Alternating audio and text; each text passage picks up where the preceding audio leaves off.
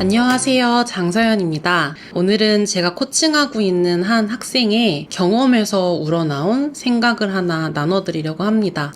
제가 이 친구와 코칭을 한 지는 거의 2년 가까이 되어 가고 있어요. 부모님 오셔서 코칭도 받으시고 이 아이도 처음에는 심리적 위기에 빠져있는 청소년이었기 때문에 심리적인 어려움을 호소해서 도움도 받고 이제는 어떻게 하면 자기가 원하는 삶을 살아갈지 미래에 대한 생각을 치열하게 하고 있는 상태입니다. 이 친구랑은 코칭 기간이 길어졌다 보니까 여러 가지 주제로 대화를 하게 됩니다. 이 아이의 개인적인 문제를 가지고도 얘기를 하고 부모님과 관련된 거, 친구와 관련된 거, 이 친구는 학교 밖 청소년이기 때문에 다른 친구들이 겪고 있는 어려움들을 나눠주면서 비슷한 경험들이 있었는지, 만약 이 상황에서 너라면 어떻게 했을지 이런 것들을 주로 묻곤 하는데요. 제가 최근에 학술제를 다녀왔습니다.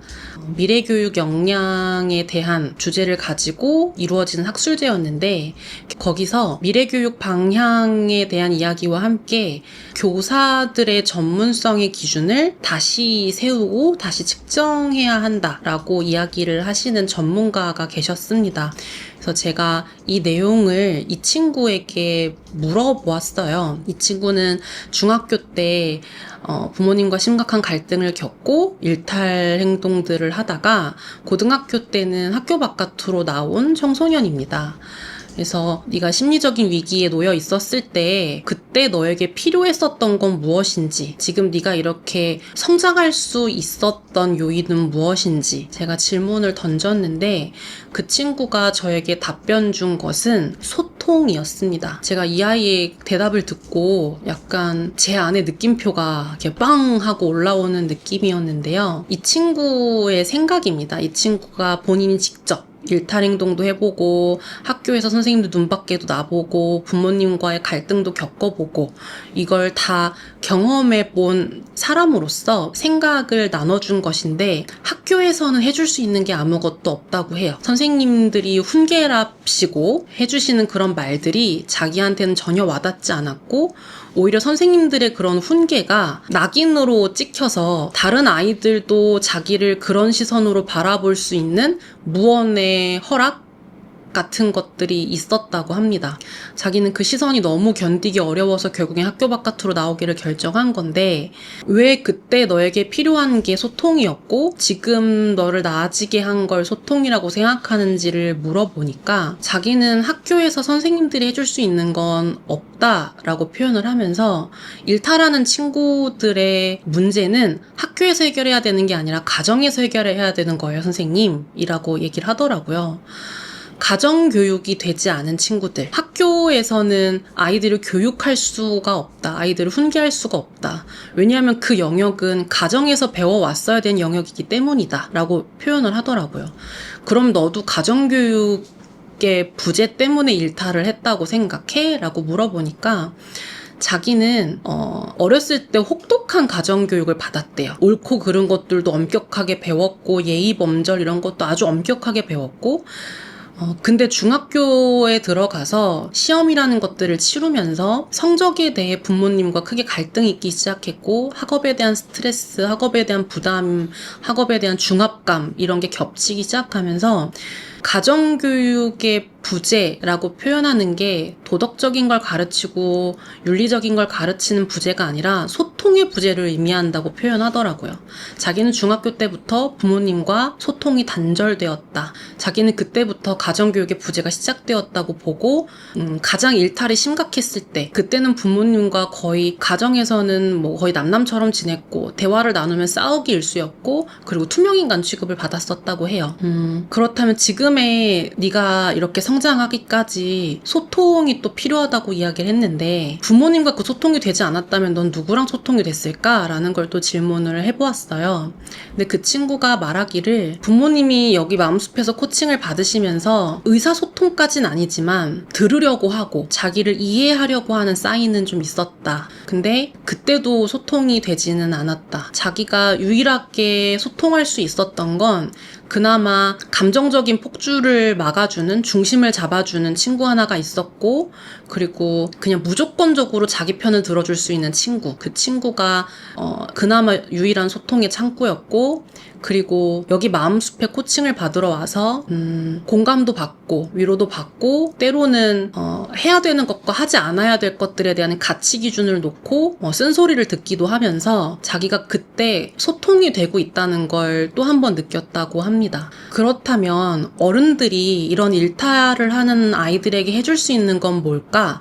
어디까지 어른들이 도와줄 수 있고 어디서부터 도와줄 수 없는 걸까? 라는 걸 질문을 해보니까 이 친구가 냉정하게 평가를 하더라고요. 선생님, 저는 지능의 문제라고 생각해요. 어떤 게 지능일까? 라고 또 이어서 질문을 해보니까 제가 가장 중요하게 생각하는 게 소통인데, 그냥 친구가 좋아서 일탈을 하고 몰려다니는 게 좋아서 학교 잘 안 나가고 그런 친구들과 범죄를 일삼고 해서는 안 되는 선들을 넘나드는 그런 친구들까지를 쭉 살펴보면, 아, 얘는 계도가 안 되겠다. 겪을 만큼 겪어야 되는 아이구나 라는 판단이 드는 친구들이 몇 있었는데, 걔네들은 지능이 좀 떨어지는 것 같았다고 합니다. 대화가 통하지 않았대요. 일반적인 상식이 통하지 않았고, 마치 한 마리의 짐승과 같은, 그냥 욕구와 욕망에만 빠져서 사는 그런 아이들 같아서, 그런 아이들이라는 판단이 드시면 뭘 더 말해도 소용이 없을 거예요.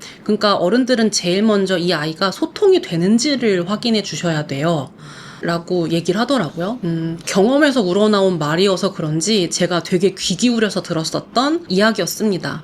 이 친구와의 코칭이 끝나고 나서 제 나름대로 생각이 좀 많아졌어요. 아이들을 도와줄 수 있는 유일한 도구가 소통이라고 한다면 어른들은 어떻게 해야 될까? 어떻게 하면 이 아이들과 소통을 할 수 있을까? 아이들이 원하는 소통은 무엇일까? 되게 다양한 생각들이 머리를 스쳐 지나갔었던 것 같습니다. 학교에서도 선생님들은 아이들을 향해 소통을 하려고 노력하시고, 가정에서도 부모들이 아이를 향해 소통하려고 노력하는데, 때로는 아이들이 그걸 거부하거나 오히려 역효과가 나는 경우들이 있어요. 그래서 제가 아이들에게 부모님 또는 학교 선생님들, 주변 어른들이 되게 많이 애쓰고 노력하고 있는데 그게 너한테 부정적인 영향을 끼치는 이유가 뭔지에 대해서 물어본 적이 있었는데, 아이들이 공통적으로 대답했었던 것은 본인들이 원하는 방식이 아니었다 였습니다.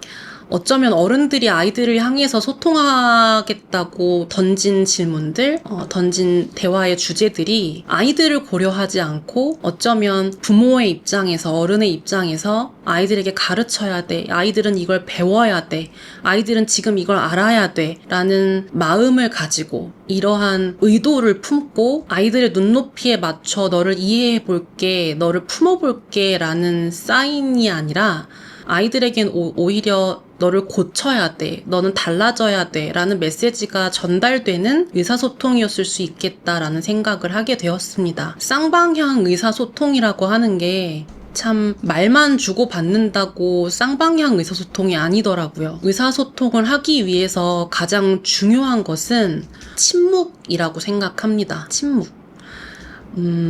내가 지금 던지려고 하는 이 말의 의도와 아이들이 이 말을 어떻게 받아들일지, 이런 것들을 한 번은 생각하고 뱉을 수 있는 침묵. 그냥 어른들의 불안해, 또는 이 아이가 이렇게 엇나가면 어떡하지라는 지레짐작에 침묵을 갖지 않고 던지는 그런 말들이 아이들에게는 상처가 되기도 하고, 또는 어떤 아이들에겐 그게 낙인이 찍혀서 평생을 괴롭히는 말이 되기도 합니다. 이 영상을 보시는 많은 어른들이 아이들과 소통이 잘 되지 않아서 답답함을 느끼시는 분들도 계실 텐데요. 어떤 말을 해줘야 하지? 라는 고민 이전에 나는 이 아이들과 대화를 나누기 전에 충분한 관찰을 하고 있는가? 이 아이들이 온몸으로 보내고 있는 사인들을 알아차리고 있는가? 아이들이 하고 있는 그 말들을 경청하고 있는가? 침묵 안에는 이런 것들이 포함됩니다. 내가 뭘 말하려는 거에 집중하기보다 침묵을 통해서 이 아이를 관찰하고 들어주고 이해하려고 하는 마음이 선행되었는지 한번 확인해 보셨으면 좋겠습니다. 저는 이 친구와 코칭을 하면서 저 스스로도 되게 반성을 하고, 또는 생각이 많아지게 되는 시간이었기 때문에 여러분들께 이 아이의 생각을 나눠드립니다. 지금 어떻게 의사소통하고 계신가요? 여러분의 생각도 댓글로 많이 남겨주세요. 감사합니다.